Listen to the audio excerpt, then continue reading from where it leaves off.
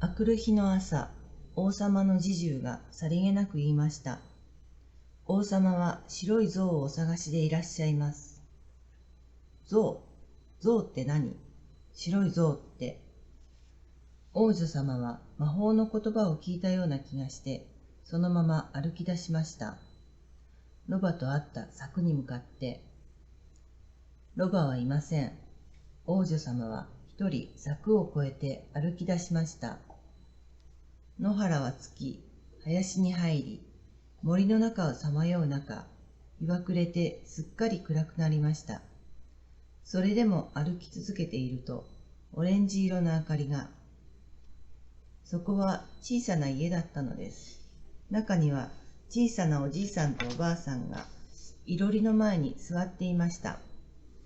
王女様はばったりと気を失って倒れてしまいました。おじいさんはすぐ抱き上げて、おばあさんの寝床に運びました。おばあさんはスープを温め、疲れ果てた女の子が目覚めるのを待ちました。王女様は起きません。おばあさんはそっと一緒に休むことにしました。王女様は何にも知らず、おばあさんと一緒に眠りました。それは今まで知らなかった何とも言えない暖かさでした。王女様は朝、温かなスープと焼きたてのパンをいただくと、お礼を言って、また象を探しに歩き出しました。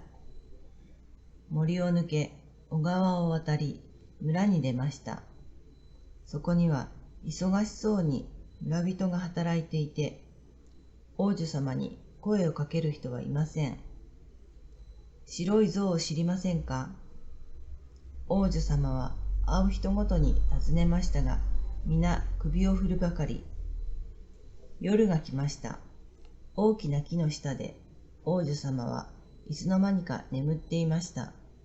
かけるものもなく寒いはずなのに、昨夜よりもっと厚い毛布をかけられているようで、ぐっすりと眠ったのです。朝目を覚ますと、なんとくるみやオレンジ、ベリーが枕元にあるではありませんか。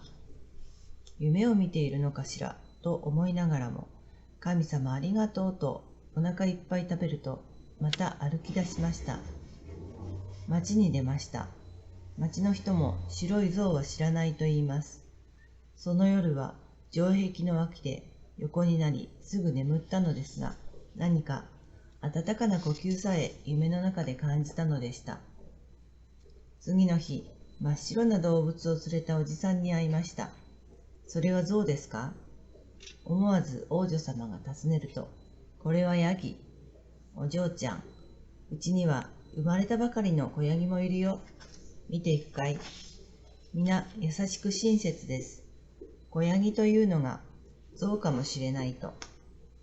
王女様はワクワクしてついていきました。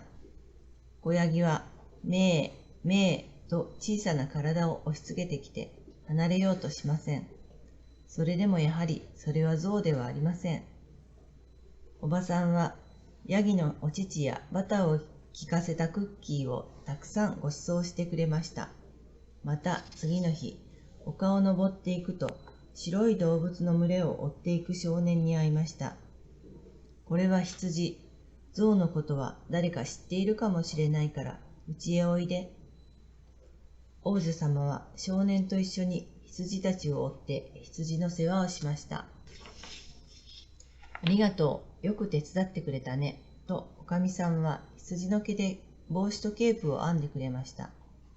そろそろ山は寒くなり始めていたのです。おかみさんにお花の首飾りをあげようと思っても、お花はもう咲いていません。いいんだよ、嬢ちゃんが羊の世話をしてくれたお礼なんだから。それより、象というのは世界一大きな動物で、この道をまっすぐ行った砂漠に大きな動物がいると聞いたことがある。そこに行ってみるといい、と少年のおじいちゃんが慰めるように言ってくれました。次の日、砂漠を目指して王女様はまた歩き出しました。破れた靴は少年が自分の新しい靴と変えてくれてありました。王女様は人を疑うことを知りません。白い象を探して後を振り向くこともなく前へ前へ砂漠を目指して歩いていると何ということでしょう。大きな川に行き当たりました。橋もなく船もありません。泳げない王女様はそこで初めて後を振り返ったのです。